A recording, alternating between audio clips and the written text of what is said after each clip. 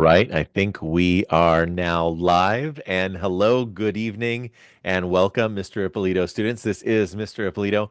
Welcome to the 2025 Manifest Destiny Unit Exam YouTube live review. So excited to have you here joining us this evening. Thank you so much. Going to start off really quickly by just first of all, welcoming everybody. If you are here and watching, then go ahead and throw your name in the chat, and I'm going to say hello to you, Senethu. I see you. Hello, Senethu.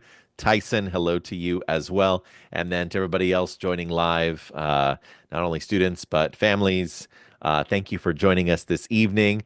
A great time to remind you before we get started that the chat is for the purpose of uh, our review. And so if you're going to throw a question into the chat, it of course should be relevant to what we're learning about and relevant to helping us all prepare for the Manifest Destiny unit exam.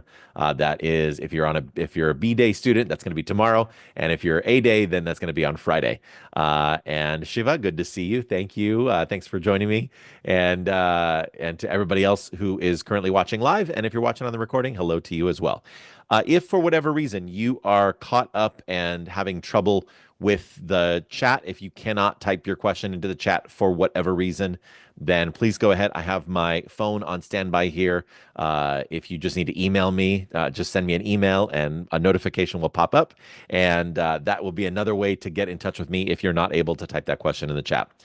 Here's my goal is I want to make this as relevant as possible for you. So I'm going to go ahead and take a look at the chat and take a look at the questions in the chat to see what is on your mind and how I can best help you. If I don't hear anything from the chat, I'm just going to go straight through the study guide. But if you have something specific, like we may not get all the way through the study guide. So if I start at the beginning and I'm just kind of going, we may not get to everything. And so that's why I would much rather have you ask me questions. What is most relevant? What is most on your mind? One of the first questions that Senethu asks, which is a great question, is how many questions are on the exam? So one of the things that I posted earlier, and I think this is probably worth sharing right now. So I'll start off by sharing this first. And I think we can now see my screen. Great. So this right here, this is Google Classroom. I am in period 2, but it's the same for all class periods. Earlier today, I posted a question called suggestions for the exam. And let me go ahead and go just kind of read this through to you so you understand what I'm looking for if you would like to jump in and help out.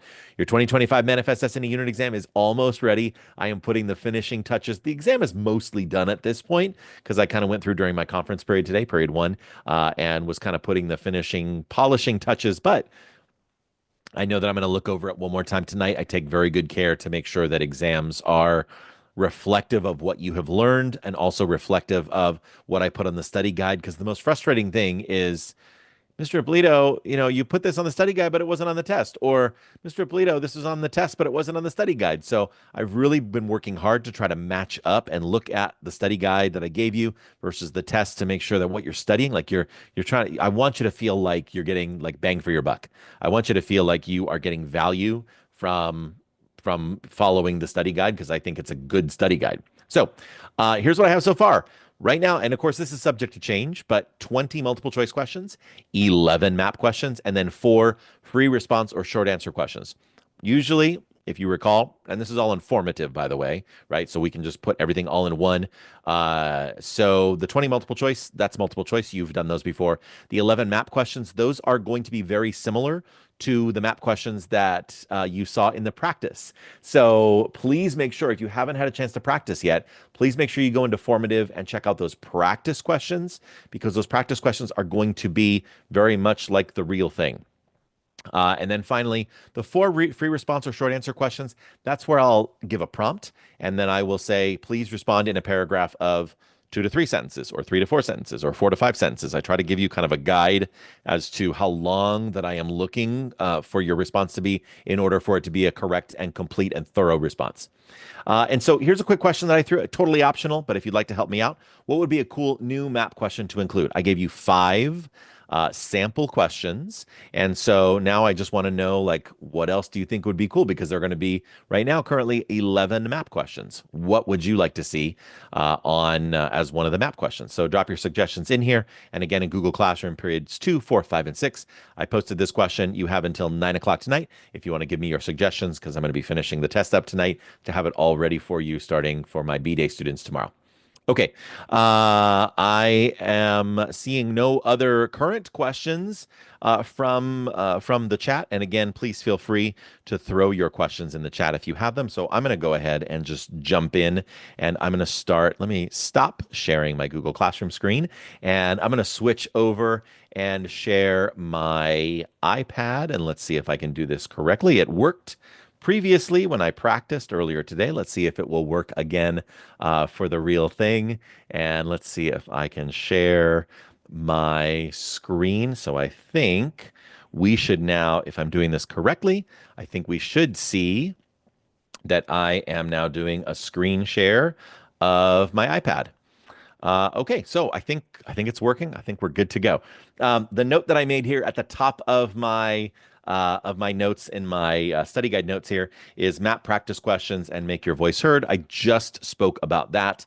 Please make sure that you take the time for the map practice questions. And by the way, if you have questions on the map practice questions, in my period 2 class today, for example, we went over all 5, and I basically told all of my period 2 students, like, this is how, if these practice questions appeared on the real test, this is how you would answer those correctly. So if you have any questions at all about the map practice, Mr. Ippolito, how can I make sure that I get full credit? Then please ask the question in the chat, because I want to make sure that you that there's absolutely no question at all about how to do this correctly. For example, one of the questions that came up, I think just about in every class, was the question of um, the spot was spilled on American soil. So I'm going to throw this out really quickly before we go much further. I want to talk about this map question.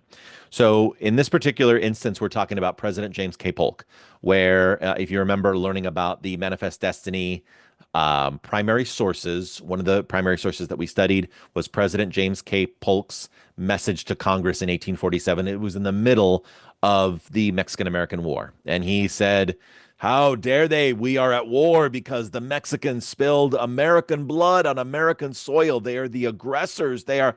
And a young freshman congressman means brand new, first time in Congress, a young freshman congressman named Abraham Lincoln said, "Mr. President, with all due respect, will you please show us exactly where American blood was spilled on American soil? Because I'm not certain, like, maybe we were the aggressors. Maybe we were the ones who started it." And so he just asked the question, can you please prove, right? If you're going to make a claim, President Polk, will you please back it up with evidence? Will you please prove where American blood was spilled on American soil? So if this is a map question that you see on the real exam, then just know that the disputed area, this is a slightly different map, but you get the same idea.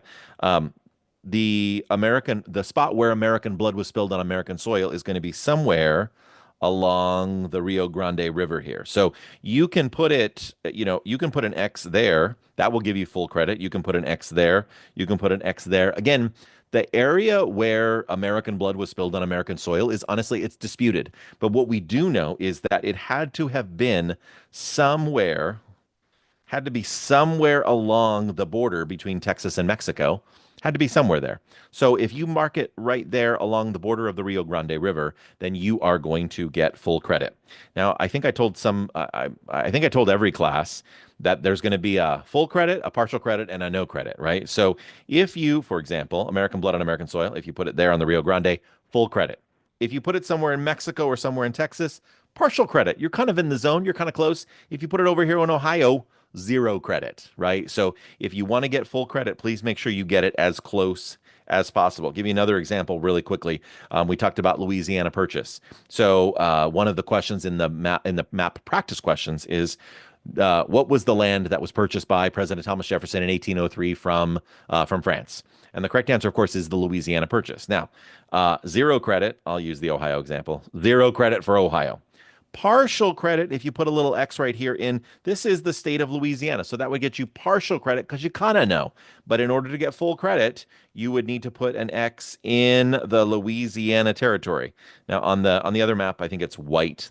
But you get the idea, right? You would need to put an X so that I know that you know that it's all of the Louisiana purchase. So okay. Just wanted to speak really quickly about the map questions because, like I said, I'm planning on having 11 map questions. And so I just want to make sure that you're going to get that you're going to nail it. I don't want you to, I want you to have every opportunity to do your best on this exam. Senathu asks, do we get the whole period to do the exam or some time to study and then do the exam? So, Senathu, usually my practice, and I imagine that I would keep to the same practice, is I usually give 5 to 10 minutes at the start of the period, and that kind of varies. Sometimes that will vary class period to class period, just depending on, kind of the vibe that I get from my students in that particular class period. So I'm guessing that probably when your class is ready to take the exam, the first 5 to 10 minutes are going to be time when you can either study quietly and individually, or you can study like quietly with a partner sitting next to you. But yeah, in my class, I never jump right into the exam as soon as the bell rings. That's usually not what I do. Okay. Again, I'm checking the chat and I'm not seeing any other questions. So I'm going to go ahead and continue to jump right in. And by the way, if you do have a question, please either throw it in the chat, or if you're having any trouble with the YouTube chat, go ahead and just email me, and I'm checking my phone regularly for emails as well. Okay, let's go ahead and just talk about westward expansion in visuals here. So know the westward expansion map. I've already talked about that before. And then understand the two different pieces of artwork we studied and how they each portray the concept of manifest destiny in their own way. I can tell you right now that on the exam, I currently have one. I'll give a little shout out, give a little love to the people who are actually watching the review here. I try to like give some hints about what the exam's going to be about. So currently, one question on the John American Progress, John Gast. So one question here. Let me zoom out. There's going to be currently one question on this painting right here. Remember the Flying Lady painting? There's currently one question about this painting. And then the other painting, which I don't have in this slideshow, but it's the Emanuel Leutze Westward, the Course of Empire Takes Its Way. It's the painting activity that we did previously, where we looked at the two paintings and we had to examine the two paintings and kind of figure out what the two paintings mean. Within the past couple of days, you've all gotten that paper back. Right, I handed back a bunch of work that you had done, and so it's the two Manifest Destiny paintings. So I can tell you right now, one question on the Flying Lady painting. This is called American Progress by John Gast, and currently two questions on the exam on the other painting called Westward: The Course of Empire Westward. The Course of Empire Takes Its Way, something, whatever, whatever that the painting was called. Okay. A question came up from Cash. What type of questions are going to be on the test? Cash, I answered that previously and actually just put it recently, dropped it in as a question. So let me just click back really quickly just to refresh my memory.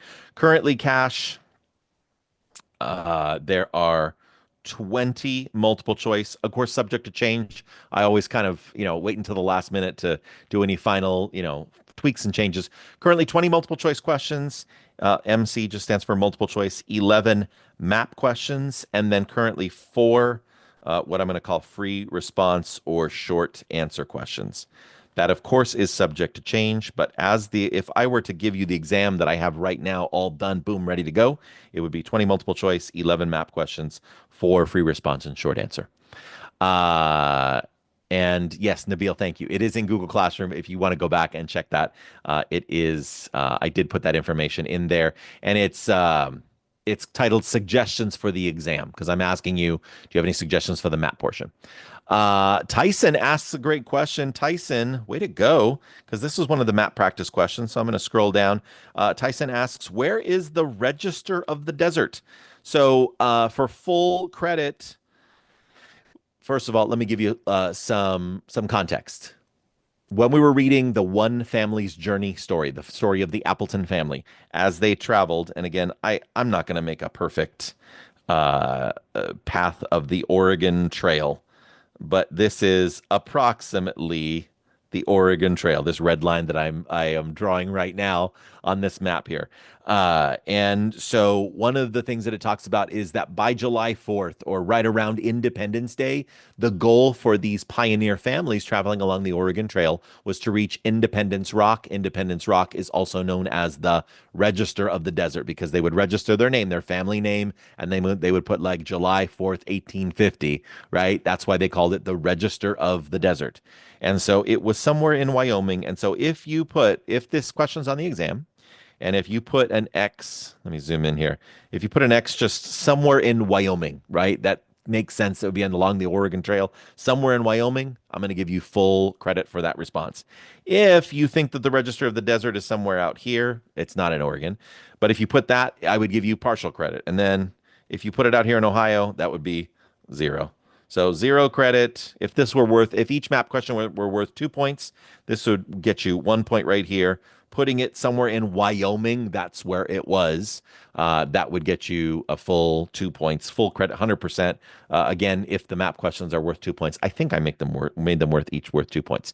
So, Tyson, that was a great question. Nabil, thank you for answering. And Senathu, I see you. And all right, is there going to be a practice test?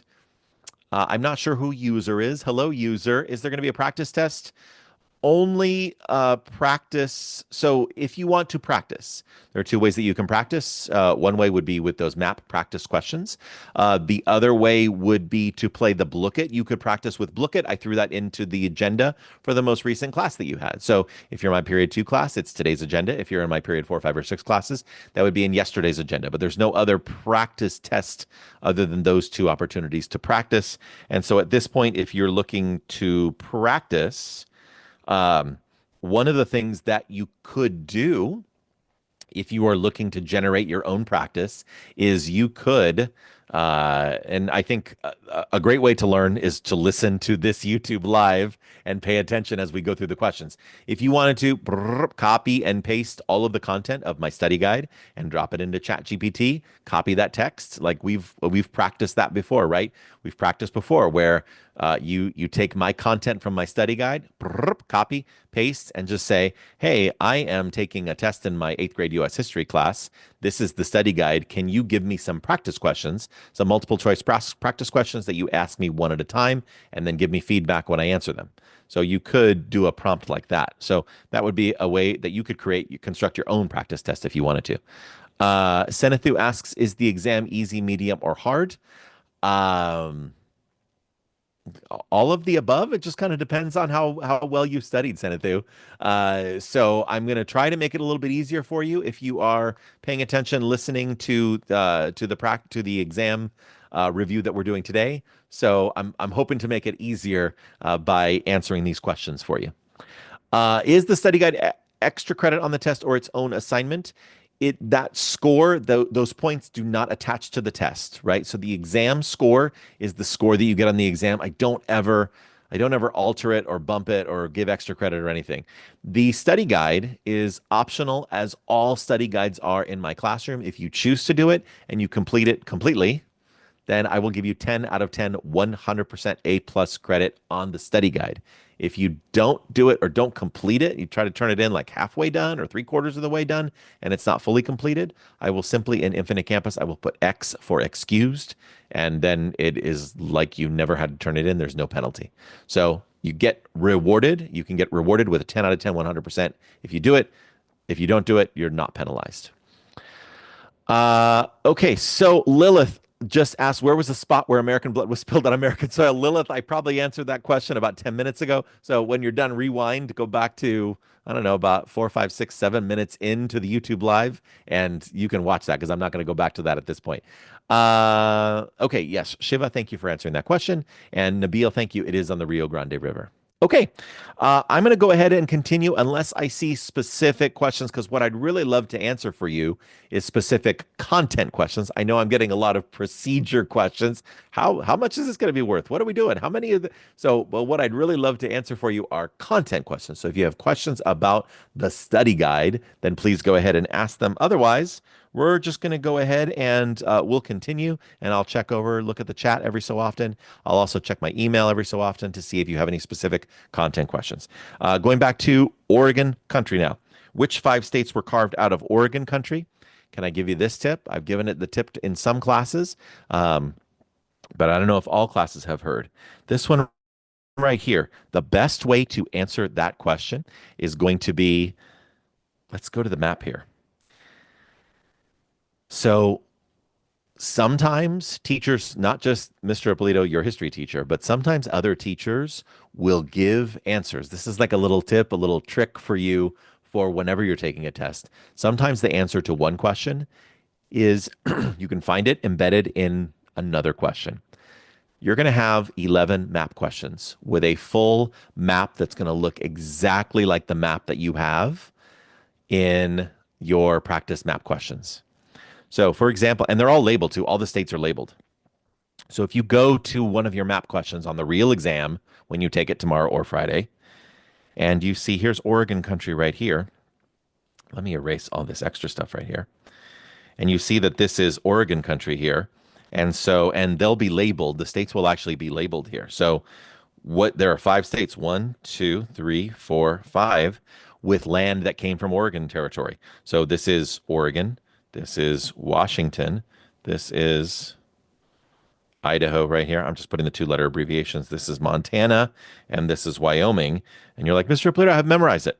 On the map that is in the practice and on the real exam, all of the states are labeled. So literally, you can go in and use a map from a different question to answer. If this question appears on your test, it is very likely to appear on your test. If this question appears on your test, you can use another question to help answer it. So that's question number one. I'm going to pause for a moment. Will the history of the Mormons be on the test? For example, the OG leader of the Mormons, well, it's in the study guide. And so if it's in the study guide, there is a stronger chance. So Nabil, I am going to, okay, Nabil, since you asked the question, here's where the Mormons or the Church of Jesus Christ of Latter-day Saints, this is where they appear. First of all, Mormon Trail under push-pull factors. So one of the things I want you to understand is why did the Mormons leave their previous home, that would be Nauvoo, Illinois, and then why did they come to the Valley of the Great Salt Lake? So one of the reasons why they left, a big reason, was religious persecution. This was a newer church, right? This is a newer form of Christianity that was born in the 1800s right here in the United States, created by Joseph Smith. According to Mormon belief, they believed that he received golden plates from God that contained the scripture of the Book of Mormon. And so he wanted to spread that word with his followers. And so he gathered, he had a group of followers, which that became the Church of Jesus Christ of Latter-day Saints, or more commonly, they are called, because it's named after the book, they are called the Mormons. Because of that religious persecution, one of the practices, which they no longer practice anymore, but one of the practices that came under criticism was their practice of plural marriage. It's this idea that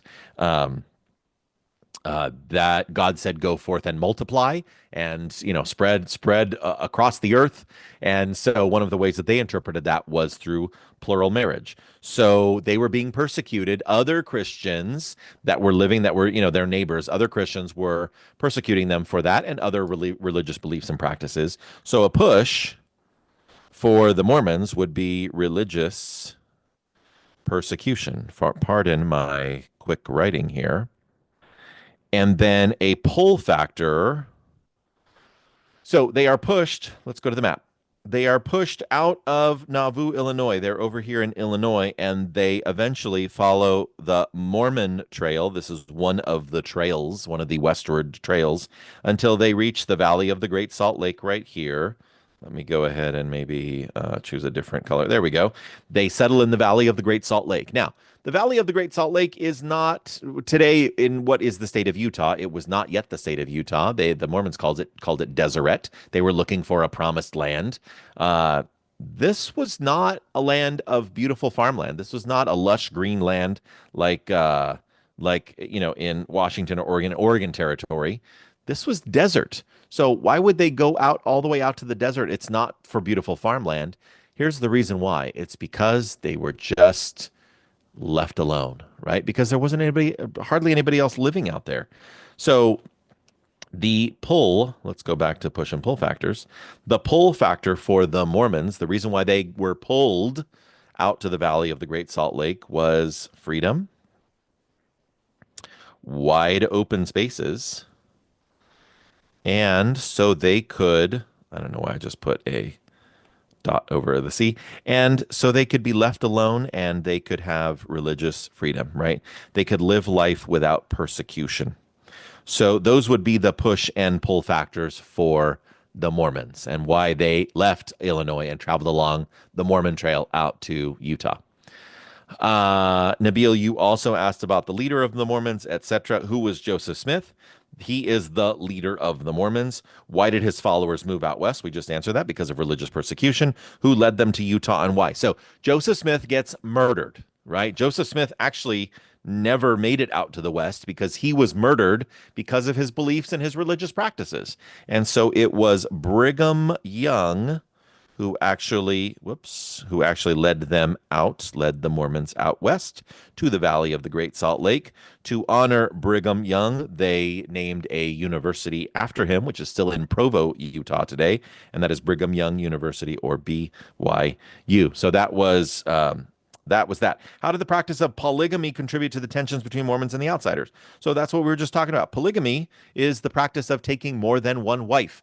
Most other Christians at that time were like, no, you should only have one wife at a time. You can't have multiple wives at one time. I believe Joseph Smith had maybe like 11 or 12 wives. His successor, Brigham Young, had 40 wives, something like that. Google it, fact check me. But each of them had a number of wives, and it was a common practice at that time because again they were trying to grow the church, they were trying to go forth and multiply, but that led to tensions because other Christians that were living around them in Illinois, previously in New York, they did not approve of this, they did not agree with this, and so that was a push factor. That was the push, right? That pushed them out. And ultimately, the murder of Joseph Smith is going to be kind of the final deciding factor. Like, we got to get out of here. We got to leave and travel someplace else. And they ended up in the Valley of the Great Salt Lake. So, Nabil, to answer your question, those are the 4 items that I put on the study guide.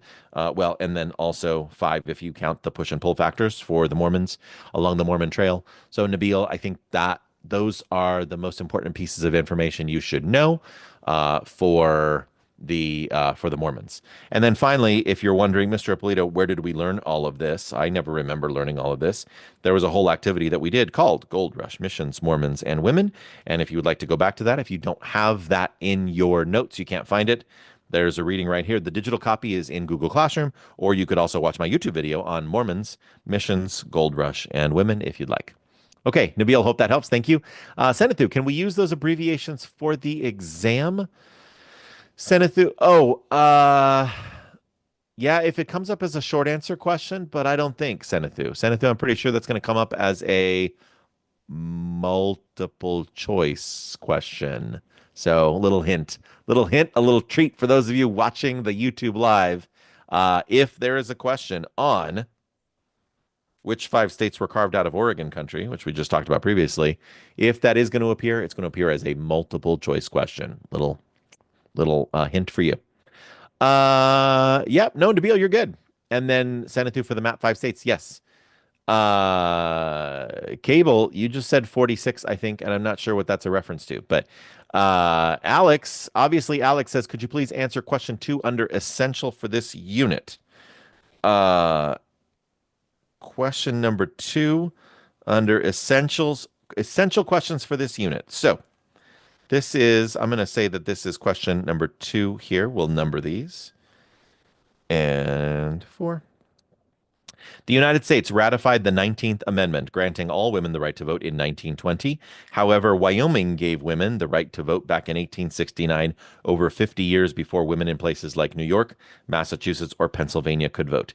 In your opinion, why do you think the women of the West gain the right to vote so much faster? So, obviously, Alex, I'm going to agree with Nabil partly. Basically, frontier women were independent and needed more rights. So I'm gonna agree with Nabil and expand upon that. If you go back and you the in the section Gold Rush Missions Mormons Women, in the women section it talks about pioneer women, and it talks about how they, like, women on the frontier had to be tough because sometimes, if you have a traditional nuclear family, when I say nuclear family, like mother, father, couple kids, two, three, four, five kids, they had a lot of kids back then. Um, they had to if they were going to help work the farm, and there was a much higher child mortality rate back then. So you had extra kids, just like honestly, because there was more death, like more children were likely to die. And Mackenzie Griffin, I'm going to get to your question in just a moment. I see your questions that came in via email. Pioneer women. So they had to be tough. They had to be independent. They had to know not only the traditional gender roles of cooking and cleaning and taking care of children and taking care of the home, but when their husband was away, let's say that their husband was going to trade and the nearest trading post or outpost was 2 or 3 days away. So he was going to be traveling for 4 to 6 days or more and away. So there were frequently times when there was only one adult in the home and there were multiple children. And so you've got wild animals and bandits and, stranger. Like, this is not a time where if there is a strange noise outside your home, you can't just call 911 like we can today. We have much greater safety today because of our police. Like, we can call 911 and we get the LA County Sheriff's Department over if there's anything wrong. If they're like, back then there's no 911. And so the women had to do so many other roles, had to know how to fire a gun, how to know potentially how to hunt. If their husband dies, like, they have to take on all of the roles now. So as a result of how tough and resilient and versatile, like how many different skill sets pioneer women needed, they just couldn't conform to the traditional gender roles that women were used to conforming to in the East, right? In Pennsylvania, in New York, in Ohio. It was easier to just kind of do things the way that they had always done on the East Coast. On out in the West, on the frontier, women had to do it all. Women had to be tough, and women had, like, were taking on the roles of men in many respects, in hunting and defense and firearms and all of that. So for all those reasons, I think that's one of the reasons why women in the West gained equality more quickly, was simply because they had to, like, they were being treated as equals. I'll give you one more quick example. During World War II, when all of the men, a lot of the young, able-bodied, 18 to 30-year-old men are off fighting in the Pacific or fighting in Europe in World War II, and there were a lot of roles, a lot of jobs that typically would have been done by those young men. There's no one to do those jobs. There's no one to build the ships, and there's no one to build the aircraft carriers and the airplanes. And so women who traditionally, again, in the 1940s, we're talking about, traditionally were in the home and caring for children and caring for the home. Now women have to step up and, like, work factory jobs. And, they're using their physical strength and they're building the arsenal of democracy for America to win World War II. And so it was tough for women once they had gained that level of economic freedom and equality. It was tough to kind of say, oh, okay, now just go back after World War II is over. Hey, just go back to your traditional gender roles. So women were moved forward because of the necessity of what was going on in World War II. I think women's rights were moved forward during in the frontier in the West in the 1830s and 1840s and 1850s and 1860s by necessity, because they had to be tougher. And so they proved that they were equal. They proved that they were just as tough as men. So at that point, like, Make an argument as to why they can't vote. Make an argument as to why they can't participate. They've proven in other ways that they're equal to men, right? That they deserve equal rights that men have. And so that's why places like Wyoming, that's why places other states in the West were giving the right to vote to women earlier than the rest of the country. I think that is a good way for me to answer question number two. So number two, we have answered that question. Alex, thank you for the question. Okay, going back. Oh, before I switch over to the chat, I am going to answer Mackenzie's question, which is if I were to write my own essay, which is a summary of this unit, would that be a good study tool? Mackenzie, you might have to give me a little bit more information.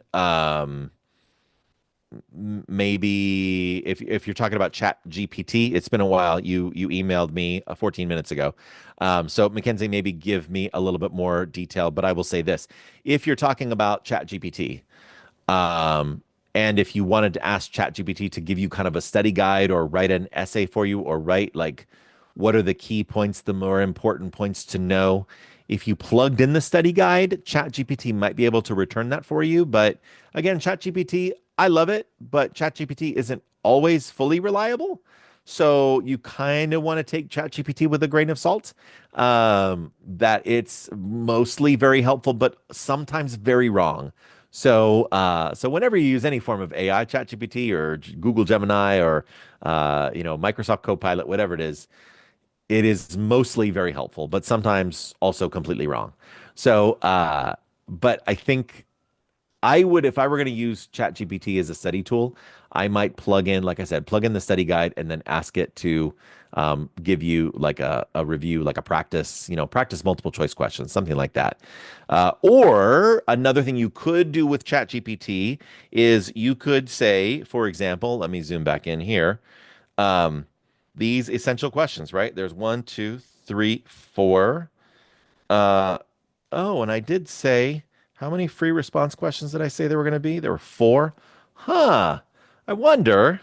Huh. Four short answer, four essential questions down here. Huh. I wonder if those might appear. So one of the things you could do is uh you could give ChatGPT this question here and then give it your response, your practice response, and then ask ChatGPT like, score me.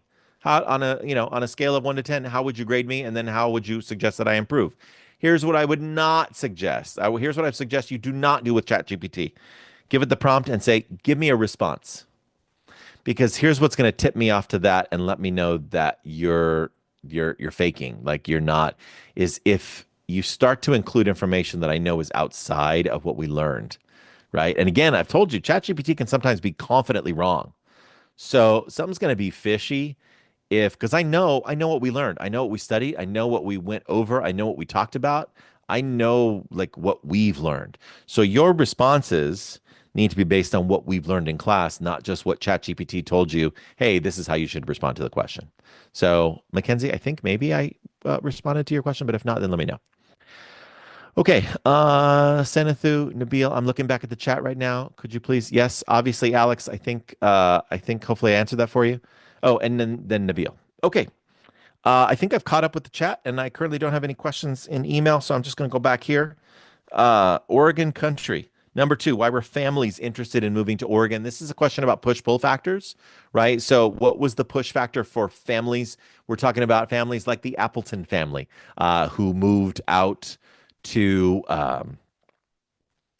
who moved out from the East, who are moving from Missouri or from Ohio or Indiana or Illinois or wherever they were moving from, and they ended up going out to Oregon. And I would say the push factor. Sorry, the reason why I'm hesitating here is let me do this. I'm hesitating because I'm noticing that here I'm doing all of this gesticulating and talking, and I'm trying to talk to you. And then what I'm realizing is that the screen share is just on my study guide. So I'm going to go ahead and it's just on my iPad. So I'm going to really quickly stop the screen share. Hey, hello, it's me. And then instead, I'm going to do a screen share and I'm going to share the study guide. And then that way, hopefully, my face will be there because I'd like for you to be able to hear my voice and see my face and see the study guide all at the same time. So so thanks for indulging me. Hey, there we are. Okay, I think we're back. Why were families? These are just push pull factors for Oregon. I would say the push factor, lack of economic opportunity. Maybe dad was having trouble finding a job out on the east, right, wherever he was, Missouri, or wherever this family was living, and or it was too crowded where they were living, right? That could have been another reason, a push factor out of where they were, or sometimes maybe dad got in trouble with the law, or maybe they were in debt, right? They owed some money. And, today it's really hard to escape from your debt because everything is electronic. But back then, if you owed some money, if you just moved 2,000 miles away, most of the time, nobody would ever find you. This is before the time of credit cards. So I think a push factor is overcrowding, lack of economic opportunity, like something, maybe somebody got in trouble, one of your teenage kids got in trouble, or your wife got in trouble, or you as the husband got in trouble, something. Those are push factors. The pull factors, those are easier to talk about because we talked about those in class. Pull factors, if you're moving out to Oregon, the land there is beautiful. It's wide open spaces. The land was either very inexpensive or in some cases totally free, right, to move there.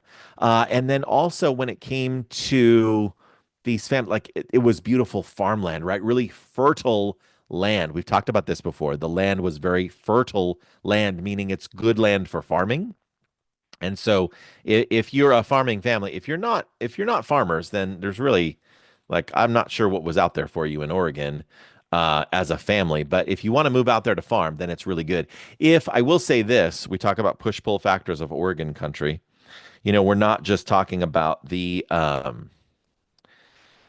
push pull factor. Sorry, I'm on my iPad and I now need to be on my computer here. If we're talking about push pull factors in Oregon country, it's not just about the families moving out to Oregon. It would also be about the mountain men as well, right? Remember the mountain men? Those were the guys who were going out for beaver furs, right? So maybe these are young, single, 18, 19, 20, 21, 22-year old. They go out, they're young, they're single, they don't have a family.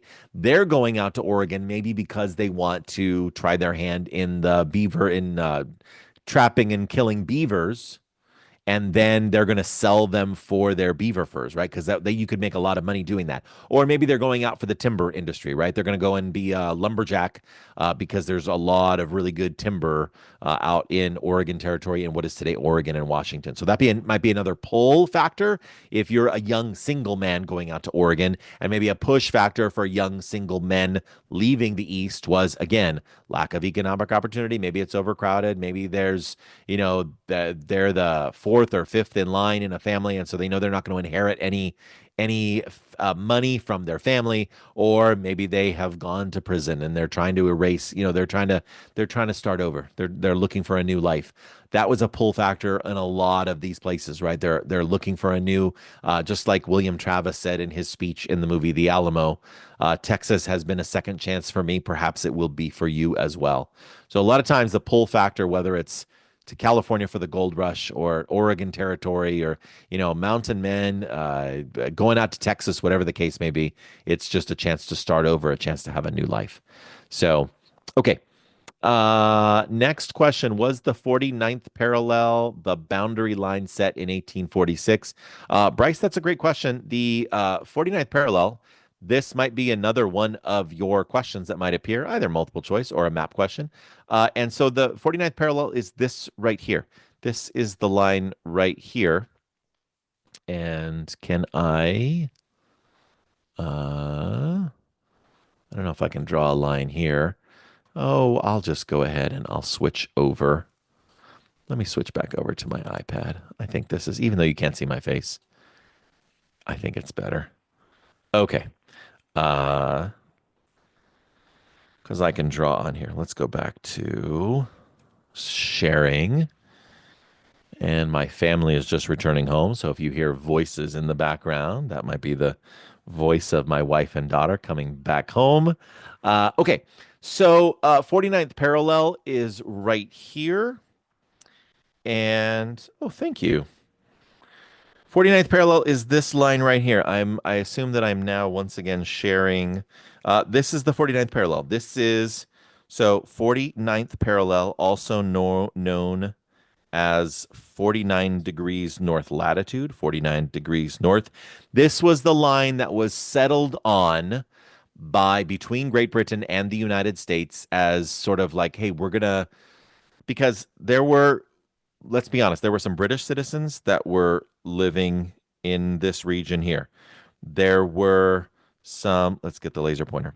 Some British citizens living here. There were some Americans living up here. There were some Americans living up here in what is today British Columbia. There were some British citizens living down here. So what they decided was, you know what? Let's just make it easier. Let's just draw a line, a straight line all the way across that goes from out here all the way out to the Pacific or to whatever sound this is, Puget Sound or whatever body of water this is between today the state of Washington and British Columbia, and that is the 49th parallel. So if you see this as a map question and it says draw a line where the 49th parallel was, that is the 49th parallel. That's where you would draw that line right there. Um, there are some students, bless their hearts, they try to go do do do do do do do, and they try to do all of this fancy. That is not the 49th parallel. That is not a straight line. The straight line, the 49th parallel, it's this right there, right? And the 49th parallel goes all the way around the Earth, right? 49 degrees north latitude goes all the way. If I had a globe, I would show you, goes all the way around the Earth. But when it comes to how is it significant to this unit and to American history? It's the line that we just drew all the way out to the Pacific to settle the boundary dispute between Great Britain and the United States. Great question. What year was it settled? Well, it depends on where, if we're talking about this, it was settled in 1818. This was settled in 1818. I think that was the Webster-Ashburton Treaty, if we want to be specific. And then I think that was that treaty. And then 1846, we went all the way out to the Pacific, right? And then that was that treaty right there. So depending on the treaty, that depends on the year. I'm not going to ask you in what year was the 49th parallel, blah, blah, blah, blah, blah. No, if I'm going to ask you a question on it, it's going to be a map question. And now you know how to answer that map question. Okay. Uh, okay, now I can see my face again. I don't know. I'm still trying to figure out Zoom and all of its intricacies. Okay. Let's get back to the study guide since I'm not seeing, let's see, is there a question in the email? No, no additional questions in the chat. Yep. Okay. So let's go back here. Why did the mountain men move there? Oh, I think we just talked about why the mountain men moved there, right? The pull factor for mountain men it was either the logging and the timber industry, or it was because of the lucrative means you can make a lot of money, the lucrative beaver fur industry, right? Beaver trapping and killing beavers and skinning them. I know that sounds awful, but they made a lot of money doing it because there were a lot of particularly wealthy women living in Philadelphia, New York City, and Boston, and London and Paris, and the other parts of Europe as well, who would pay big money because these fur coats, these beaver fur coats, kept them very warm. They were naturally water resistant and they were amazing. And so people would pay just like people pay a lot of money for, for Jordans, for, particular Nikes, or people might spend a lot of money for a designer, a designer purse or a designer jacket. That was the expensive, that was the status symbol. Those were the Jordans of the 1840s were beaver fur coats. That's why the mountain men moved out there so they could make money in the beaver fur industry. Okay, Bryce, you said for question 8, and I'm not sure. Oh, what boundary line? Oh, thank you. Yeah, what boundary line was set in 1846? 49th parallel. Now I know what you're referring to, Bryce. Thank you. That makes a lot more sense now. Yes, that's the answer. Bryce, I appreciate you clarifying that. Okay.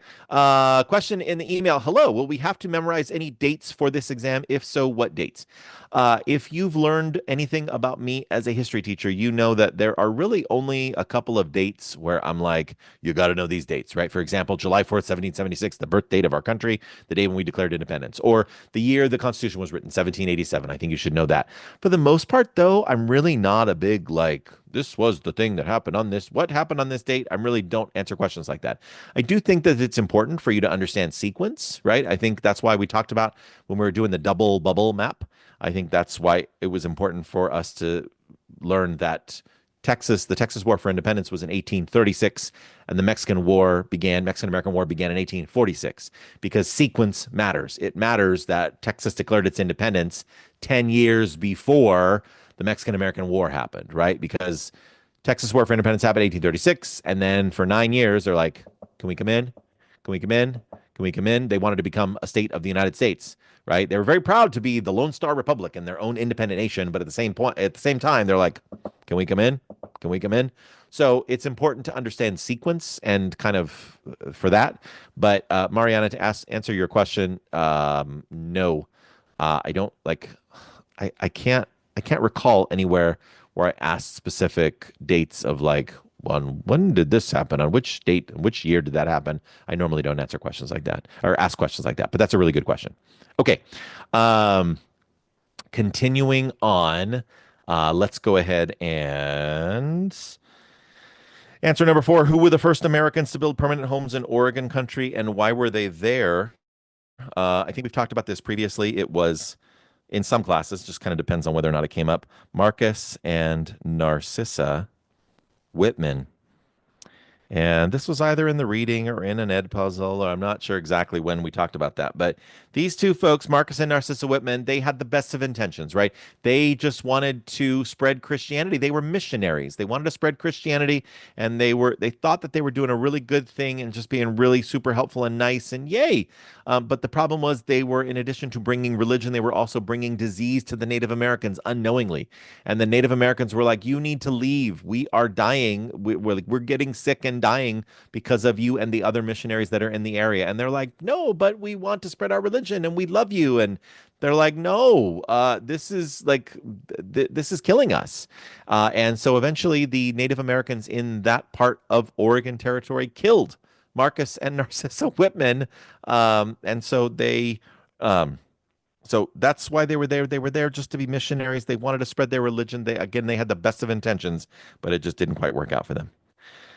Number five, describe travel along the Oregon Trail. Oh, I'm going to pause because I see some questions in the chat. What is question three on the Alamo viewing? Yes, thank you.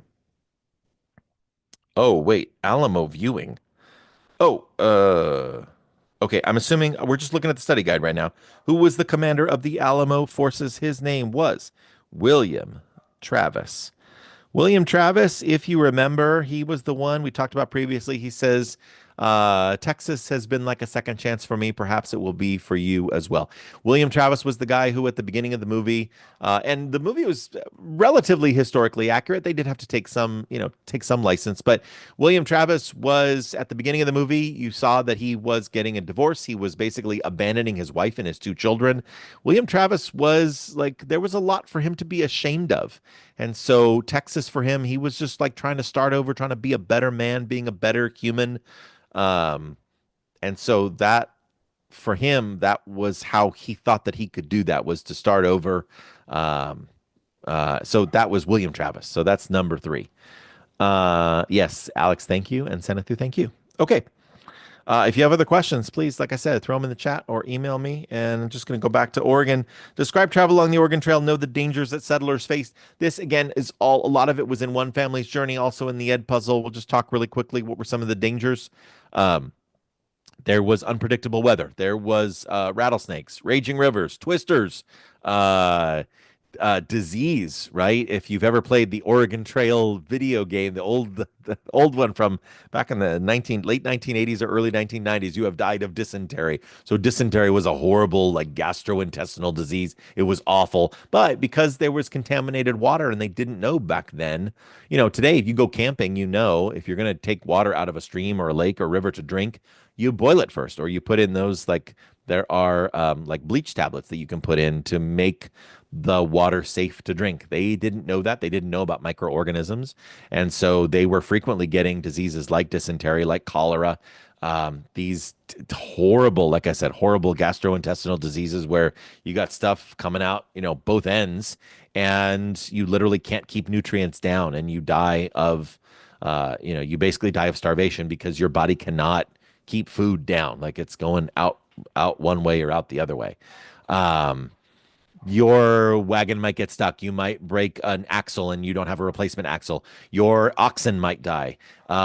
You might get a disease. And again, there's no, diseases. You could get a disease back in Missouri just as easily as you could get it on the Oregon Trail, but it might be harder to access medical care. Not that medical care was amazing back then, but you remember one family's journey when baby Sarah got sick. Who's the doctor? Who's the nurse? Who's the person who takes care of the family? It's mom, right? It was the mom of the Appleton family. And so that was another danger, was just like if you got sick, you have zero access to any kind of medical care whatsoever. It's just the medical care that mom can provide. Like literally she was just like, trying to like dab her face with wet rags to keep her cool to try to bring her fever down. There is no other serious form of medical care along the Oregon Trail. So it's really tough. That's my dog who is she's super excited because you're taking your test tomorrow. She's squeaking her squeak toy. Okay. Question number three. Bryce asks question three on essential questions. Based on everything we have learned in this unit, what role did religion play in the westward expansion movement of the mid 1800s? Give specific examples of how religion and specifically Christianity shaped the settlement of the West. Well, I can think of a few things. We just spoke of missionaries, right? So that's one thing. Missionaries who traveled to various parts of the West. We talked about the Whitmans, Marcus and Narcissa Whitman. They were one of many Christian missionaries who went out to like or places like Oregon Territory to try to convert Native Americans. Another thing that we learned about in Gold Rush Missions, Mormons, Women, we learned about the Spanish missionaries, right? So another thing, and of course, this is not the 1800s, this is going back to the 1700s, but the Spanish missions as well. They came out from Spain.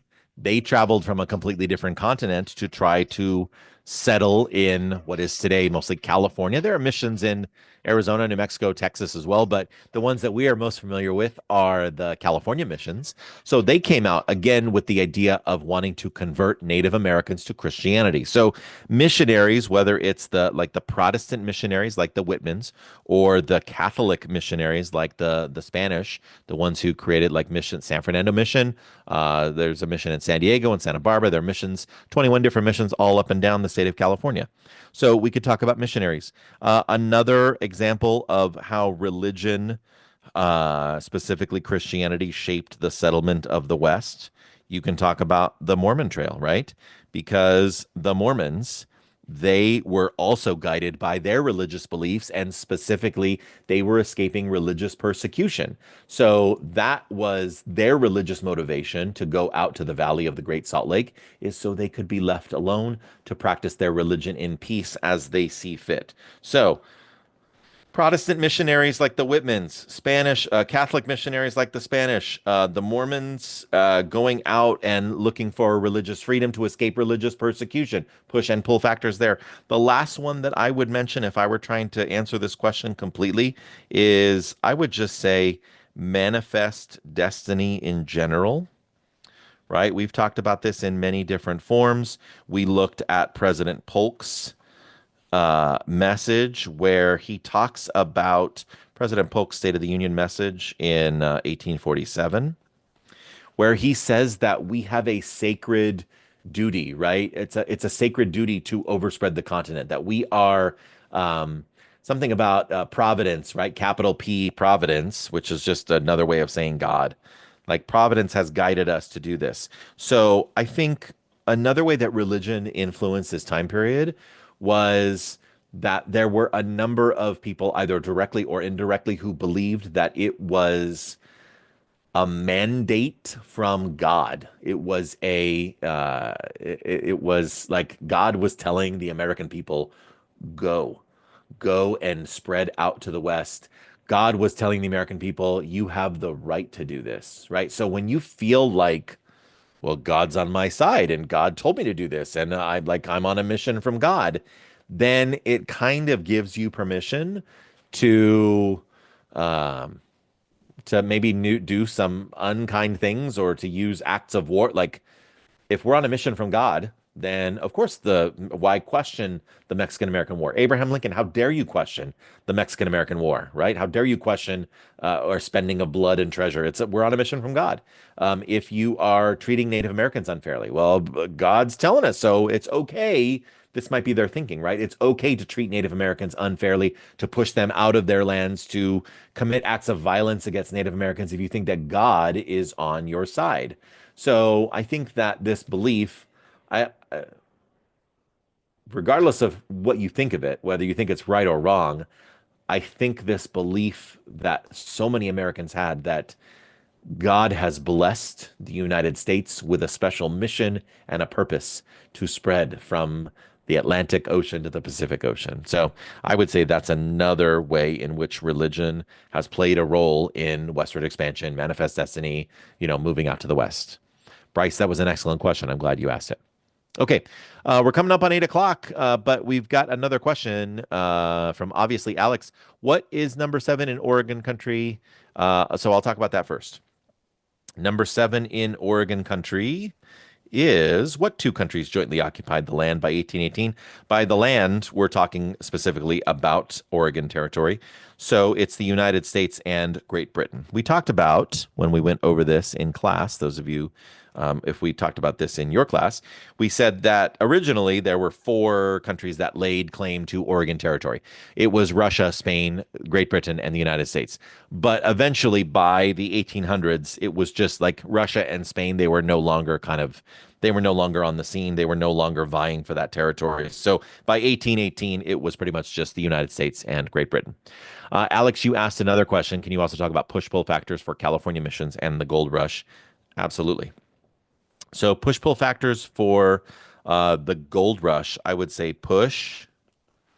A good push, if you're ever not sure, a good push is lack of economic opportunity. Let me tell you what I mean by that.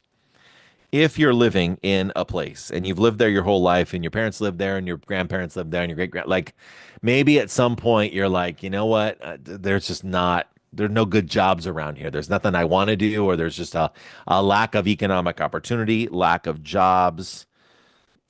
And maybe a push factor for Gold Rush, maybe it's boredom, right? Like like, do I want to live in the same place where my parents, my grandparents, my great grandparents, my great great grandparents, like at some point there are sometimes people who live here in Santa Clarita who've lived here, their families have lived here for generations, and they're like, I got to get out of Santa Clarita. I got to do something different. So sometimes it's just boredom or wanting to, that can be a push factor too. Lack of economic opportunity, lack of jobs, or just boredom. And then a pull factor, of course, for the California Gold Rush is the prospect of gold, right? I mean, that's going to be the biggest pull factor is the opportunity to make your fortune. Now, if you're smart, because you remember when we read the article about the gold rush, most people did not. Let me repeat this. Most people did not make their fortune finding gold. Most of the people who made their fortune did it in support services or support industries, right?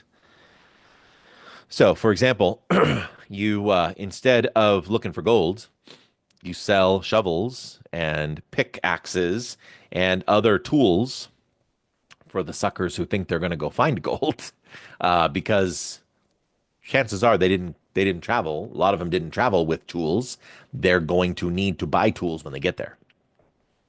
Or you open up a laundry service because a lot of these guys didn't know how to do their own laundry. They've been living with mom their whole life, and mom did their laundry. And so now they either have to stink and have dirty clothes or have somebody do their laundry for them. So laundry services were a popular support industry, if you remember Levi Strauss. So maybe your way that you're going to make money is by selling more sturdy blue jeans, denim blue jeans to these miners because their pockets keep ripping. And so other support industries as well. And so that might have been a pull factor for some who were smart enough to realize, you know what, I'm probably not going to find any gold, but I'm going to find a lot of people who are looking for gold, who are going to need services, whether it's a saloon or, selling food, selling supplies, shovels, blue jeans, whatever it is. And then push and pull factors for California missions. Let's talk about that really quickly. The push. would be this is a push for a lot of missionaries, whether you're Catholic or Protestant or whatever. You look around, you're like, okay, you already practice my religion, and you already practice my religion, and you already practice. So you look around. This is a push factor if you're a missionary. Yeah, I don't have anybody here to convert, right? That's a push factor. No one around to convert. If you are a missionary, your purpose in life is to convert people to what you believe. Pardon me, the form of religion that you practice.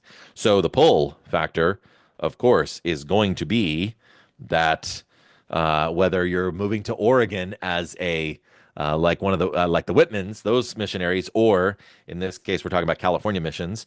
The pull factor is lots of people to convert. Mrs. Ippolito was saying something. Were you talking to me or are you talking to our daughter? Oh, I think you're having, I thought you were trying to get my attention. Hi, it's my wife and daughter over there. Okay. So Alex, those were good questions and those are good push and pull factors for the California missions and for the gold rush. Bryce, thank you for answering that question. Excuse me. Let me take a quick swig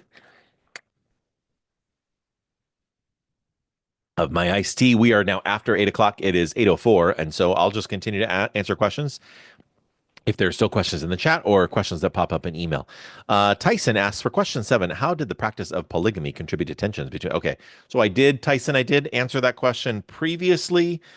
We talked about under Gold Rush missions, Mormons and women.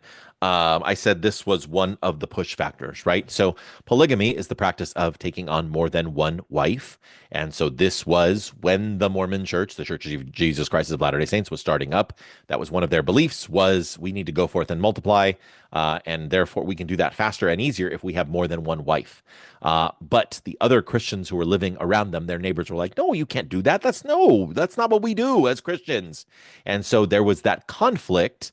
And so because the other Christians who were not Mormons were like, hey, you can't do this. You're doing the wrong thing. You're bad.